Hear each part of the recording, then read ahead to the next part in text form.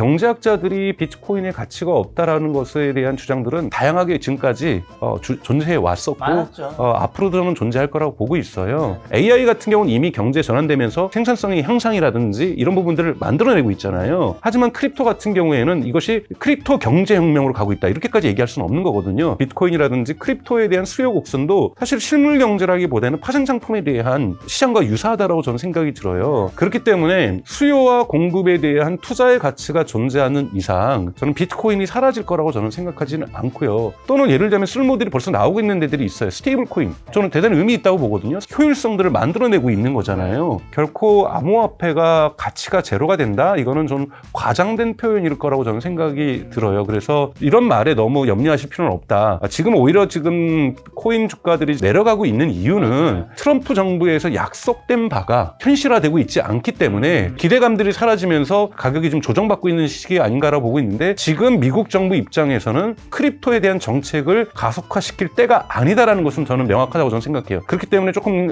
이 조정기를 기다리실 필요가 있지 않나 이렇게 저는 보고 있습니다.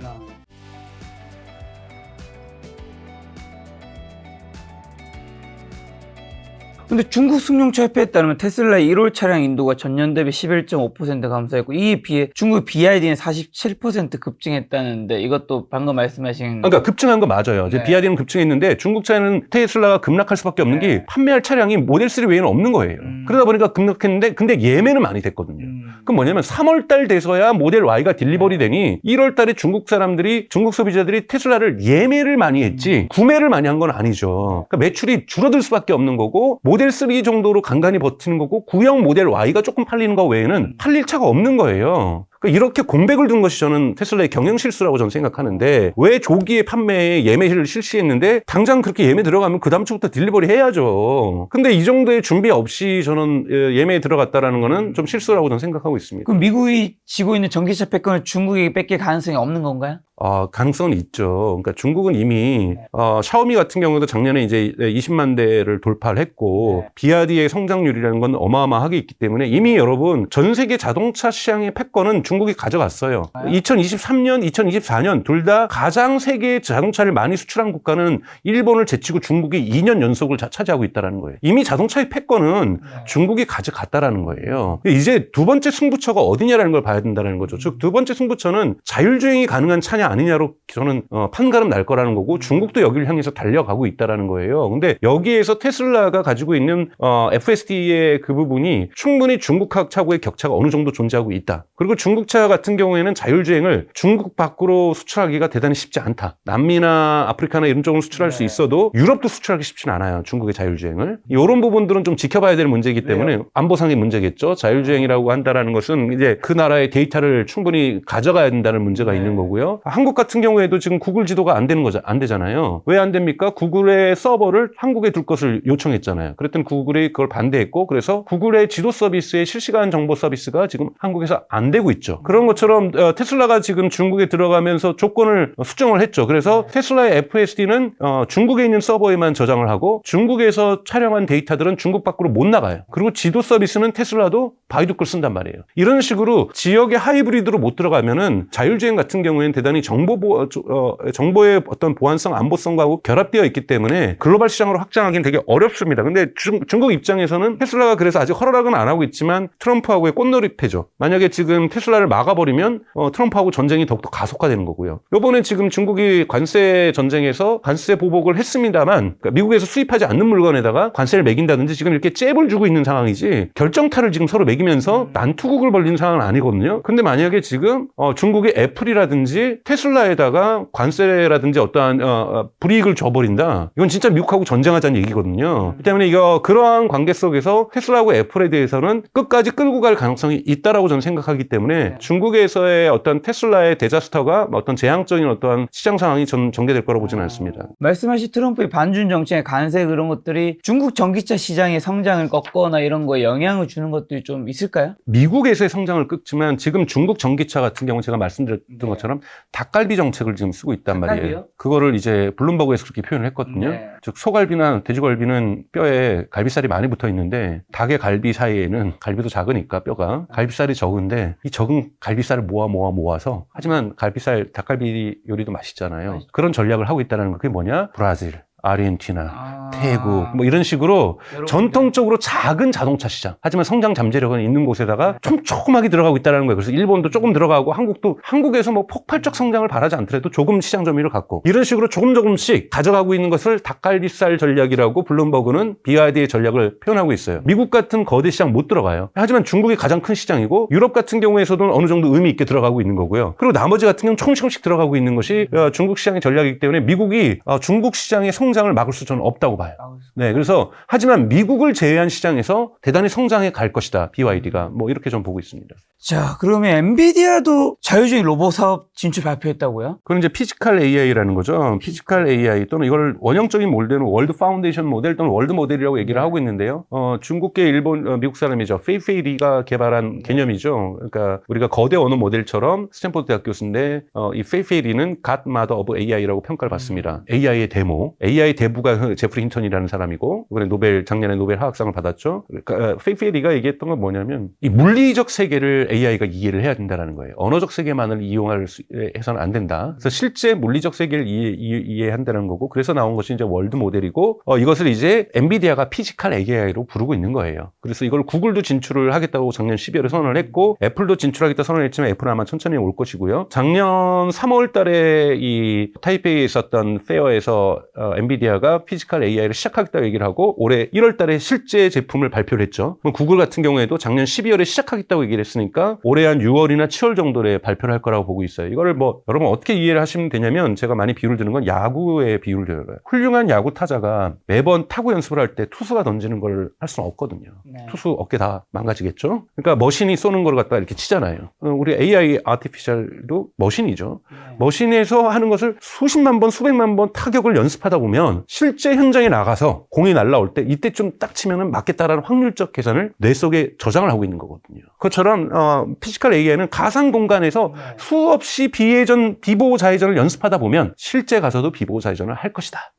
이 전제를 깔고 있는 거예요. 네. 시뮬레이션을 갖다가 수십만 번씩 하는 겁니다. 모든 경우에서에다가. 근데 대단히 컴퓨팅 파워만 있으면 대단히 빠른 속도로 진행될 수 있잖아요. 그러다 보니까 자율주행 소프트웨어 지금 거기 파트너로 결합한 데가 어딥니까? 예를 들면 토요타가 결합을 한 거예요. 토요타 자율주행 기술 거의 제로에 가깝거든요. 네. 그러면 엔비디아랑 파트너로 해서 자율주행을 만들어서 테슬라를 추격하겠다라는 거고 중국 기업들을 추격하겠다라는 것인 거죠. 그런 부분에서 있는데요. 여기에는 근데 여러분 뚜렷한 한계가 있습니다. 피지컬 AI가 많은 미래를 열어갈 건 분명한데요.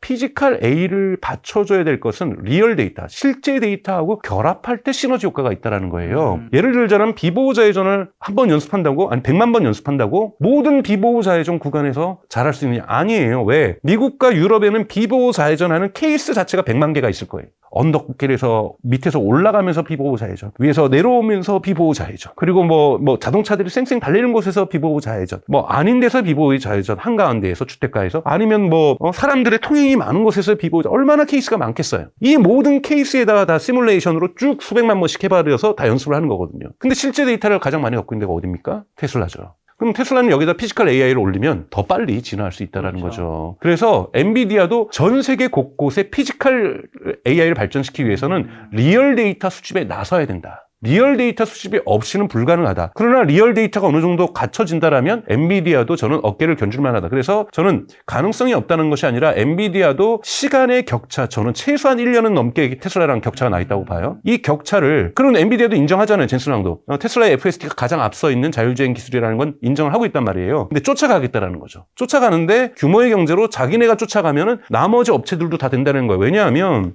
테슬라가 혼자 만약에 이루어진다고 한다면 엔비디아 없이 이 시장 다 먹는 거예요. 왜요? 중국계 기업들은 자체 자율주행을 하겠지만 나머지 기업들은 여러분 포드도 그렇고 지금 GM도 그렇고 포기한 상태잖아요. 스텔란티스도. 그럼 미국의 3대 자동차 회사는 테슬라의 FSD 라이센스 좀 갈 수밖에 없다고 봐요. 그러면 시장에 독과점이 형성이 되는 거잖아요. 여기에 엔비디아도 있고 구글도 있고 이제 나중에 애플도 있으면 애플이 될지는 잘 모르겠지만 구글이 있다고 치면 그냥 우리는 구글랑하고 같이 갈래. 우리는 엔비디아랑 같이 갈래. 그냥 구글은 리얼 데이터 조금 있어요. 왜냐면 웨이모가 있기 때문에. 그러니까 여기랑 파트너십이 다르게 맺어질 수 있다는 거예요. 그래서 어느 정도 시장을 분점하는 형식으로 전 갈 거라고 보고 있거든요. 네. 그런 부분에서 엔비디아나 구글도 좀 뒤늦게 시작했지만 이러한 그 자율주행 솔루션 시장에 들어가는 거는 적절한 조치였다고 보고 있습니다. 구글의 월드 모델 개발 착수도 좋게 보시는 거군요. 그럼요. 네. 시장에 어느 정도의 경쟁이 있어야 되죠. 네. 네. 자, 그러면 이제 오늘 질문 드린 AI나 뭐 이런 빅테크 기업들 좀 정리해서 AI 반도체 로봇에 투자한다면 말씀해 주신 좋은 기업들은 메타라든가 펠런티어, 테슬라 정도가 될까요? 그렇죠.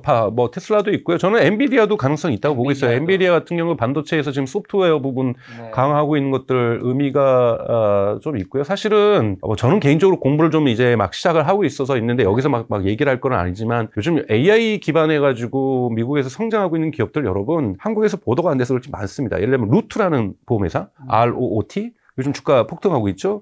여기는 AI를 결합을 시켜가지고 보험 산업을 하고 있는 기업들도 있고요. 그러니까 대단히 많습니다. 블럭이라는 것도 있고 요즘 미국 증시에 여러분 관심이 많으시다라면 계속해서 좀 이렇게 관심의 확대폭 테슬라하고 빅테크만이 아니라 대단히 많은 기업들이 AI 부분들을 활성화시키고 있고 또 하나는 아까 말씀드렸던 것처럼 이러한 데이터 센터와 전기의 밸류체인에 있는 여기는 이제 단기 투자를 할 수 있는 곳이고요. 그리고 이제 방산 산업에서의 변화들을 이끌어내가는 기업들도 있거든요. 방산 산업도 분명히 로키드 마틴이나 보잉을 지금 실리콘밸리로 대체하려고 하는 거고 물론 여기에 있는 많은 안드릴이라든지 또는 니로 테크놀로지라든지 이런 데는 아직까지는 상장을 하지 않았지만 상장한 다른 주변 기업들과의 합병이라든지 이런 것들도 시도되고 있기 때문에 미국 시장이 대단히 그러니까 동학, 다이나믹스가 대단히 크다. AI에 관련돼서. 그래서 계속해서 여러분들이 공부의 영역들을 넓혀가신다라면 의미 있는 투자처를 저는 찾아내실 수 있을 거라고 보고 있습니다. 여전히 시총 1위는 나중에 테슬라가 될 수 있다고 생각하시나요? 2030년 전후? 2030년 전후요. 네. 왜 그때쯤이죠? 옵티머스까지 돼야 한다고 보고 있어요. 네. 자, 가서 이제 가상화폐 좀 여쭤보려고 하는데 트럼프가 디지털 금융 기술 분야에서 미국 리더십 강화 행정명령을 발표했는데 어떤 내용이고 그런데 실제로 트럼프가 후보 시절에 그다음에 당선 시절에는 비트코인 언급했지만 대통령이 되고 난 다음에 딱 입을 싹 닫고 비트코인을 언급 안 하고 있습니다. 그 이유라 앞으로 트럼프 시대 비트코인 좀 전망을 좀 어떻게 보시나요? 저는 비트코인 전문가는 아니에요. 초기에 한국 초기에 비트코인에 대해서 글을 처음에 가상화폐가 나왔을 때 쓰면서 그런 가상화폐 협회에도 좀 참여하고 그러긴 했었지만 비트코인의 투자 전문가라고 볼 수는 없고요. 그래서 이와 관련해서 미국이 이것을 놔두고 싶지 않죠. 우선은 이제 다양한 경로에서 암호화폐에 대한 장악력이 중요하다라는 것을 사실 이거는 민주당도 최근에 깨닫고 있는 거죠. 러시아와 우크라이나 전쟁, 우크라이나 러시아 전쟁에서 러시아가 자금을 운영하는 방법에서의 비트코인을 활용했다든지 또는 암호화폐를 크립토로 활용한 부분들 그리고 중국이 강력하게 이 비트코인에 대한 장악력들을 높여가고 있는 것들 이런 부분에서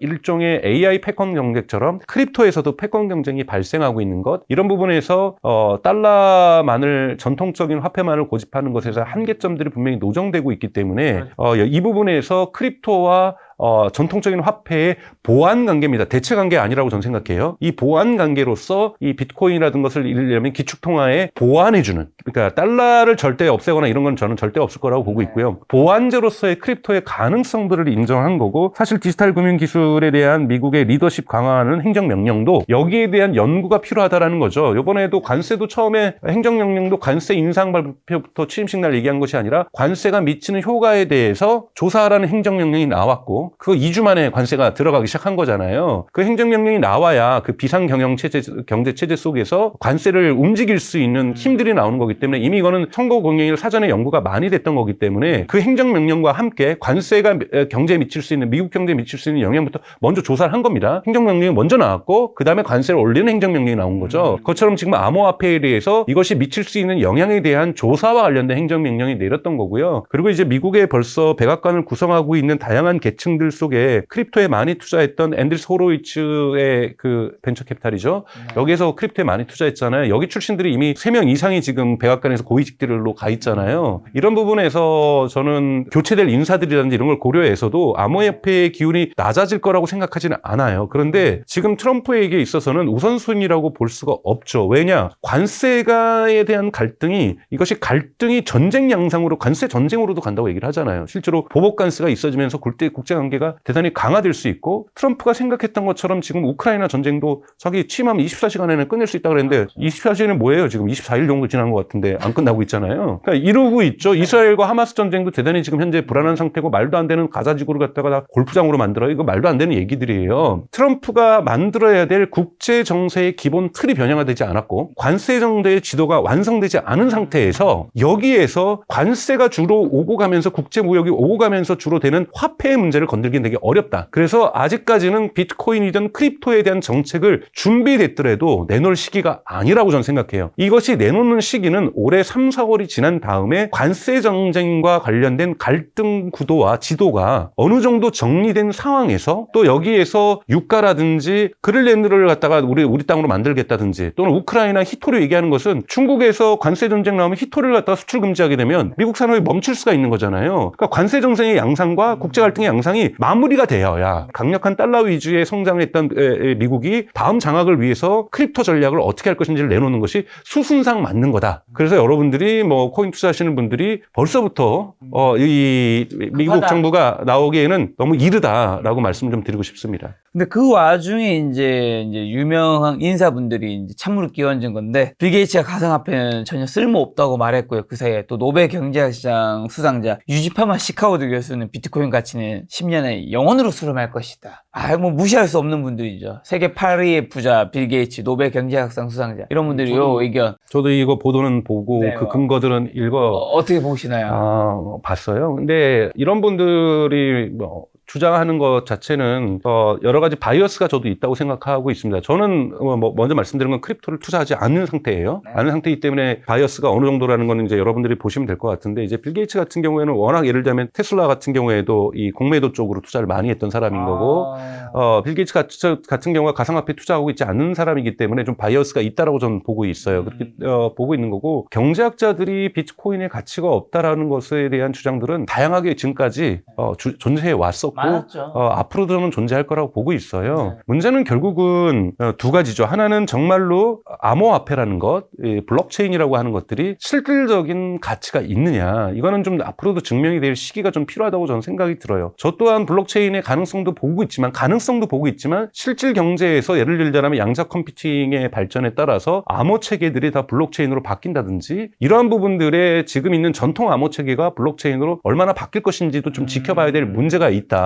이 부분을 좀 저희가 좀 지켜볼 필요가 있다라는 거고, 아직까지 이것에 의미 있는 전환들이, 경제적 전환들이 이루어지고 있지는 않다. AI 같은 경우는 이미 경제 전환되면서 생산성의 향상이라든지 이런 부분들을 만들어내고 있잖아요. 하지만 크립토 같은 경우에는 이것이 크립토 경제혁명으로 가고 있다, 이렇게까지 얘기할 수는 없는 거거든요. 하지만 특정 분야라고 할 수 있는 암호화폐, 암호 영역들, 이런 부분에서 블록체인 기술의 가치가 실질 경제에서, 실물 경제에서 증명될 필요는 저는 있다라고 저는 생각이 들어요. 그리고 두 번째 측은 것은 수요와 공급이죠. 모든 투자 제품이라는 것은 저희가 뭐 종이를 가지고도 투자화할 수 있는 거잖아요. 연필을 가지고도 투자화할 수 있는 거고, 우리가 그 파생 상품이라고 하는 것, 제품을 믹스해서 언젠간 돈 벌 것, 그 원유에 대한 선물 시장이라는 거, 이런 건 다 실물 시장을 바탕으로 하고 있는 파생 상품 시장들이잖아요. 저는 개인적으로 지금 있고 있는 비트코인이라든지 크립토에 대한 수요 곡선도 사실 실물 경제라기보다는 파생 상품에 대한 시장과 유사하다라고 저는 생각이 들어요. 그렇기 때문에 수요와 공급에 대한 투자의 가치가 존재하는 이상 저는 비트코인이 사라질 거라고 저는 생각하지는 않고요. 또는 예를 들면 쓸모들이 벌써 나오고 있는 데들이 있어요. 스테이블 코인. 저는 대단히 의미 있다고 보거든요. 스테이블 코인 같은 경우에는 해외 직거래에서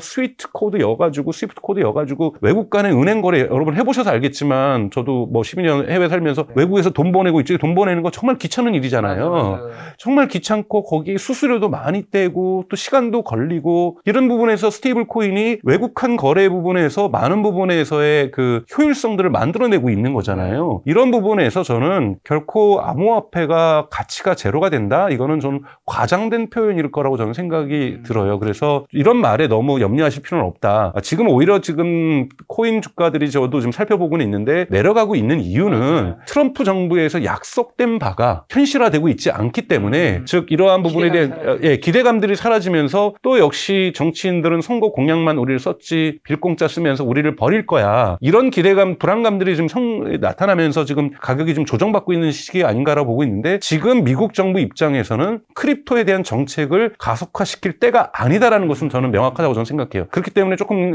이 조정기를 기다리실 필요가 있지 않나, 이렇게 저는 보고 있습니다. 자, 마지막으로 좀 말랑말랑한 질문 한두 개만 드리고 끝낼까 하는데요. 이제 어쨌든 요즘에는 딥시크 등 오픈 AI 등 이런 AI로 인해서 많은 분들이 정말 지식 노동의 종말을 가져오는 게 아닌가, 그리고 AI 시대 필요한 인재가 되려면 어떻게 해야 하는가 고민이 많은 것 같더라고요. 주변에서 그래서 많은 분들이 챗GPT도 쓰고, 아니면 이제 이런 걸 관련해서 또 교육해주는 오프라인이든 온라인 강의들을 막 듣고 막 하던데, 그렇게 하면 되는 건지, 이런 시대에 내가 지금 AI가 뜬다 해서 AI 분야에 가서 종사할 수 있는 문제는 아니잖아요. 있잖아요. 일반 사람들은 좀 어떻게 해야지 좀 내 삶에 이걸 좀 적용하면서도 내가 이 AI 시대에 좀 점프업을 할 수 있을까요? 우선 제일 경계해야 될 목소리들이 있습니다. 저는 완전히 잡음이라고 생각하는데요. AI가 우리 일자리를 뺏어갈 거고 우리 인류를 파괴시킬 거다. 이거 다 SF적인 상상이고 실증적인 입증된 바는 전혀 없다. 그렇기 때문에 아마 인간의 일자리가 사라질 거야. 물론 그런 거 느끼실 수는 있어요. 어머 이렇게 잘해? 나 같은 사람 필요 없겠네? 여러분 과거에 주산하던 주판 기억나시는지 모르겠지만 나이 드신 분들은 주판을 해서 계산기 쓸 때 그 느낌 가졌을 거고요. 계산기 쓰다가 엑셀 쓸 때 그런 느낌 다 가지셨을 거예요. 근데 가장 중요한 건 뭐냐? 기술이 발전의 과정 속에서 일자리가 총량이 줄어든 적은 없어요. 문제는 이 기술이 시장을 확대하는 기술이냐, 시장을 성장시키는 기술이냐, 아니냐가 제일 중요합니다. AI 기술에 의해서 사람들도 줄어들 거고 시장도 작아도 경제가 잘 돌아갈 거야. 시장이 점점 줄어들어도 먹고 살만 할 거야 라고 생각하신다면 일자리는 크게 줄어들 거예요. 그러나 이 효율성이 좋아지면서 시장이 커진다라고 생각하신다면 일자리는 줄어들지 않습니다. 예를 들자면 몇 가지 다른 산업에서 예를 들어볼게요. 1900년도 초까지만 해도 미국에서 뉴욕을 보면은요 5대 산업이 있는데 그 중에 5대 산업 중에 하나가 얼음 산업이었어요. 얼음 산업이 1910년도 15년대까지 미국의 뉴욕에서 5대 산업 안에 들어갔습니다. 허드슨 강에 있었던 얼음을 우리식으로 서빙고 동빙고에다 잘라 붙인 다음에 이걸 가지고 냉동고도 없었는데 다 어디까지 수출했냐면 여러분 인도하고 필리핀까지 수출했어요. 얼음을 엄청나게 수출했고 여기 일자리가 엄청났습니다. 왜? 허드슨강에서 얼음 쪼개야죠. 그거 말로 날라야죠. 보관소에 저장해야죠. 저장했던 거 배에 실어야죠. 배 타고 가야죠. 거기서 팔아야죠. 그거 부기해야죠. 얼마나 일자리가 많았겠어요. 언제 없어집니까? 1930년대 냉장고가 개발된 이후에 그 일자리는 다 사라집니다. 그렇죠. 하지만 얼음 산업의 일자리가 과연 줄었느냐 또는 냉장고 관련된 일자리가 줄었느냐 전체 산업의 일자리는 사이즈는 커졌다라는 거예요. 문제는 산업이 커지고 시장이 커지면 여기에서 일자리를 얻었던 분들이 갈 곳이 반드시 생긴다라는 거예요. 익스트림한 경우에는 적응 못하는 사람들이 있죠. 이거는 사회 보장으로 풀어야 될 거라는 겁니다. 그렇기 때문에 여러분 너무 공포스럽게 바라볼 필요가 없다라는 것. 챗GPT나 이런 걸 사용법을 배우죠. 저는 이거는 반드시 배워야 된다고 봐요.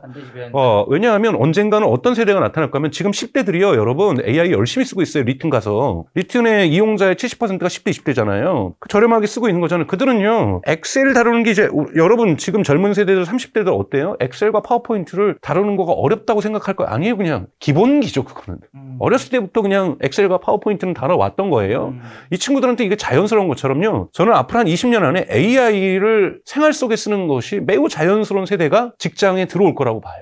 그 세대가 들어오면 전 판이 완전히 바뀔 거라고 저는 생각이 드는데요. AI를 적극적으로 잘 활용하는 거 대단히 중요하고 많이 배우셔야 되고 AI에 대한 리터러시는 쓰면 쓸수록 좋아집니다. 알렉스 카프 팔란티어 대표가 그랬잖아요. AI가 가질 수 있는 뭐 환각작용이나 이런 거 다 안 쓴 사람들이랑 해보는 얘기다. 환각작용이 있다. 쓰면 쓸수록 어떻게 피하는지 다 안다. 그래서 AI의 잘못된 점은 AI를 잘 씀으로써 고칠 수 있다. 이런 얘기를 팔란티어의 알렉스 카프라는 CEO가 얘기한 적이 있는데 저는 전적으로 동의를 하거든요. 그래서 많이 쓰셔야 된다. 근데 고용인 입장에서 바라봐야 될 AI와 인플로이어, 고용주 입장에서 바라봐야 될 AI는 다르다. 고용주 입장에서는 빠른 속도로 뭘 해야 되냐면 우리 업무의 자동화를 빨리 가져와야 됩니다. 업무의 자동화를 가져와야 되는데 그러다 보면 일자리가 변동될 수 있고 축소될 수 있어요. 여러분 대표적인 사례를 저는 1970년대 미국에서 은행 지점에서 컴퓨터를 도입했을 때 시기를 비교를 하고 싶어요. 그때 여러분 컴퓨터가 도입되기 전에 은행에서 당사계좌나 저축계좌 운영하려면요 다 유료였어요. 왜냐하면 어떻게 했겠어요? 컴퓨터가 없는데 저 뒤에 백오피스에 사람들이 뭐 뉴욕 같은 경우 60명, 70명 앉아 있었어요.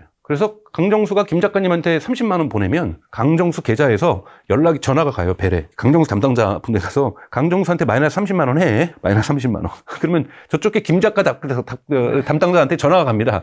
김 작가한테 플러스 30만 원 해. 30만 원 하예요. 그리고 저녁 퇴근할 때는 이거 다 맞춰봐요. 혹시 오류가 있는지. 엄청난 사람들이 타자기와 전화기와 계산기를 놓고서 조그만 책상에 앉아가지고 5, 60명씩 앉아 있었어요. 그러니까 당연하게 운영 비용이 들죠. 이체할 때도 비용이 들잖아요. 그러니까 다 고객들한테 돈을 받았어요. 네. 근데 이걸 다 컴퓨터로 바꾼 이상 이분들의 일자리는 없어졌겠죠? 없죠. 그런데 뭐가 생겼냐면 고객이 늘어났어요. 왜? 이걸 무료로 바꿔버렸거든요. 그러니 당연하게 돈 있는 사람만 은행을 쓰다가 돈 없는 사람들도 집안에 쟁겨놨던 돈들 다 은행으로 가져옵니다. 이러면서 고객 사이즈가 크면서 은행의 고용인들이 늘어났어요. 제가 독일에 처음으로 유학을 갔던 게 1997년이에요. 그때 가장 받았던 문화적 충격 중에 하나가 은행에 돈 맡기려고 했더니 매달 유료라는 거예요. 한국에서 돈 받을 때만 돈을 또 유료로 또 돈 내는 게 아니에요. 거기에서 월세 나갈 때마다 돈 내고요. 통신사에다 돈 보낼 때도 유료고요. 이체가 다 더 유료를 돈을 받아요. 조금씩이라도. 그러니까 너무 은행 비용이 비싼 거예요. 근데 한국에서 은행이 다 무료로 쓰고 가다가. 근데 2000년도에 미국의 시디뱅크가 독일에 들어옵니다.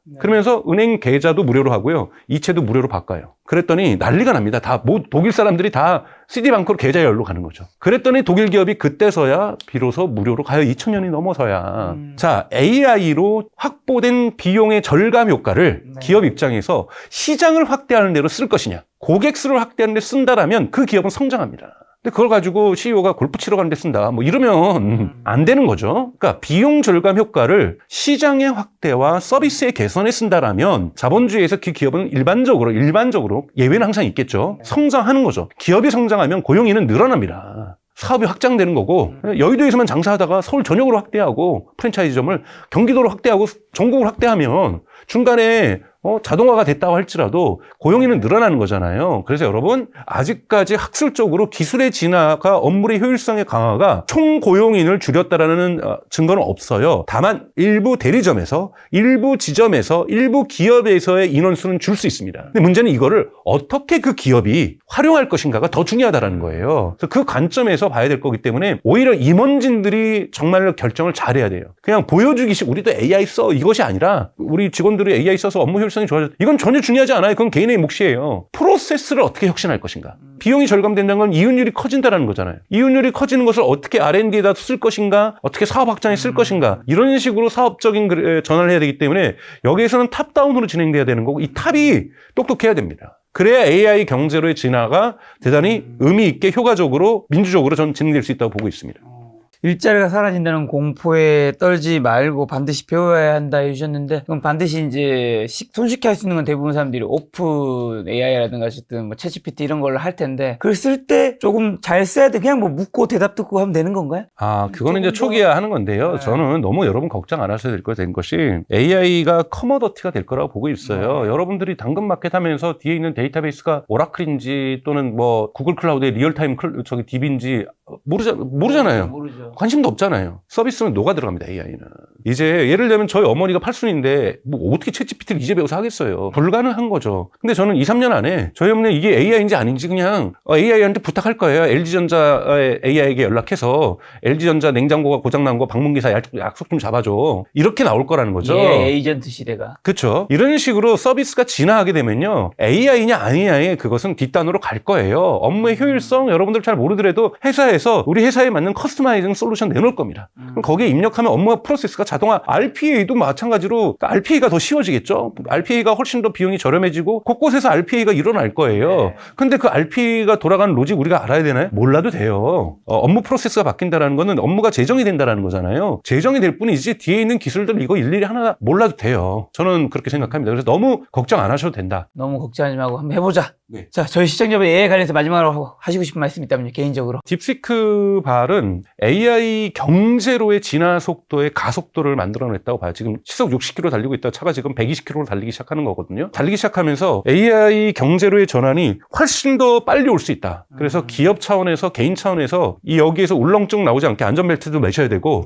이제 준비를 좀 더 잘 하셔야 된다. 투자자 입장에서도 AI 경제의 이 변동성도 자체도 커지기 때문에 AI 경제가 축소될 거라고 저는 전혀 생각하지 않습니다. 이 가속화되는 속에서 어떻게 투자 전략을 짜야 될지도 현명하게 좀 더 고민을 많이 하셨으면 좋겠고 여기에는 항상 공부가 제일 중요하다. 또 AI 공부가 필요한 순간에 박사님 모시고 좋은 이야기 들어보도록 하겠습니다. 오늘 만난 손님은 강정수 박사님이었습니다. 지금까지 여러분 소중한 시간 함께해 주셔서 정말 감사합니다. 오늘도 김 작가였습니다. 고생 많으셨습니다. 고맙습니다.